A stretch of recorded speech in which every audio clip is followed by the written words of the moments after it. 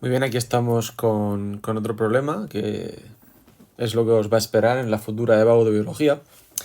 Leemos el enunciado, fijaros que nos dice que para resolver un problema relacionado con la digestión se plantea un experimento. Tenemos 7 tubos de ensayo que se mantienen 15 minutos, cada uno con 3 centímetros cúbicos de almidón.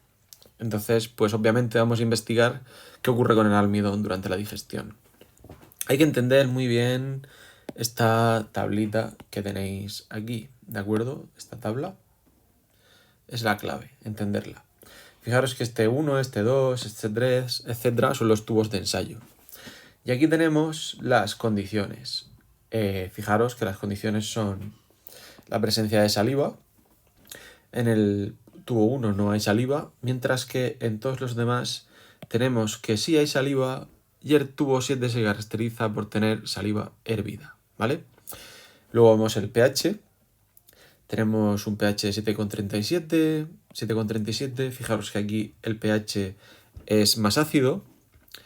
Aquí es ligeramente ácido y aquí ya es básico porque está por encima de 7. Aquí ligeramente ácido también. Y la temperatura a la que mantenemos dichos tubos. 37, 37, 37, 37, 4, 37 y 37. Muy bien, y luego analizamos los resultados de todos los tubos. Fijaros que después de 15 minutos en el tubo 1, este positivo quiere decir que sí hay presencia de almidón, mientras que el negativo del tubo 2 me indica que no hay presencia de almidón. Muy bien, pues teniendo esto en cuenta, la pregunta A, ¿qué posible problema se trata de resolver en este experimento? Pues claramente cómo ocurre la digestión del almidón, ¿de acuerdo? ¿Para qué utilizamos el tubo 1? Muy bien, pues el tubo 1 no tiene saliva. Entonces estamos investigando cómo interviene la saliva en la digestión del almidón. Necesitamos un control, es decir, un tubo sin saliva para saber que efectivamente los cambios se deben a la presencia de almidón y no a otro factor. Esa sería la respuesta al tubo. ¿Para qué sirve el tubo 1? Si comparamos los resultados de los tubos 2, 3, 4 y 6, ¿qué variable se puede controlar? Voy a entrar en los tubos 2, 3, 4, 5 y 6.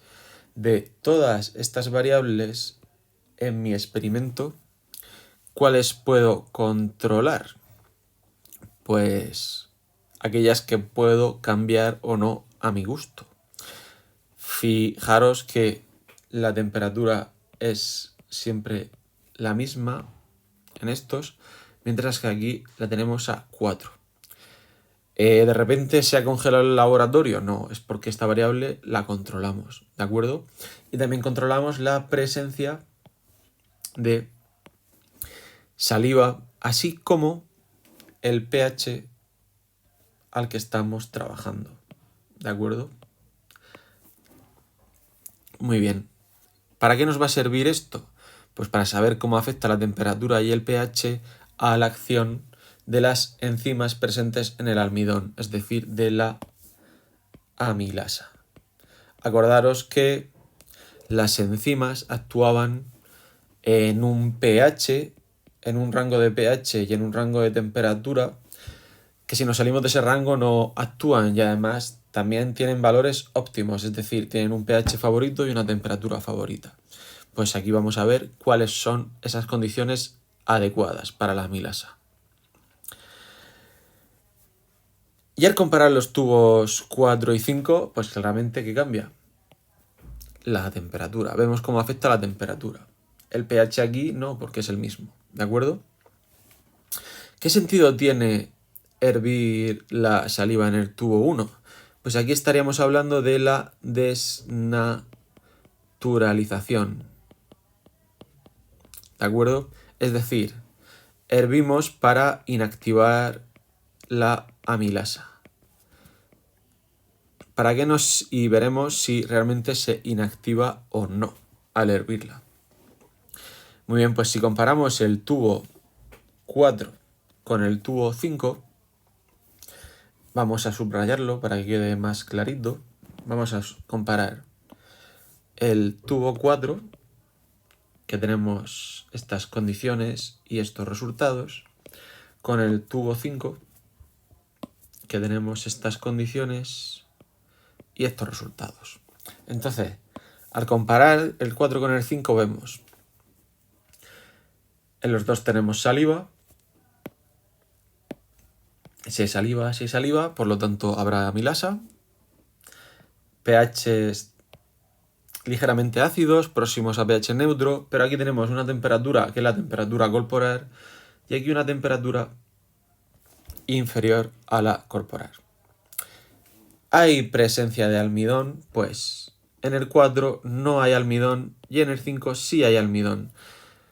¿Eso qué quiere decir? Pues que en el tubo 4 las condiciones han sido adecuadas para que la amilasa actúe y transforme todo ese almidón en glucosa. Por lo tanto, no vamos a tener almidón.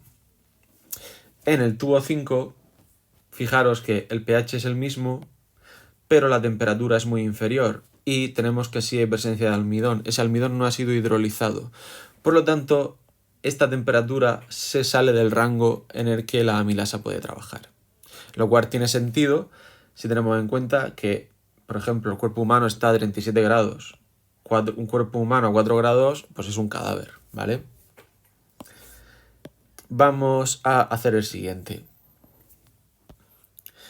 Si comparamos el 3 con el 4, bueno, pues en el 3 vemos las condiciones y nos fijamos en que la temperatura es la misma, pero este pH es mucho más ácido que este pH.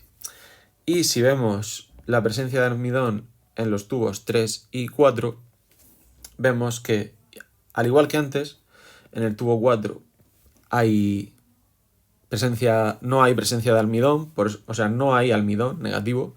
¿Por qué? Porque las condiciones son adecuadas para que trabaje la amilasa y lo transforme en glucosa.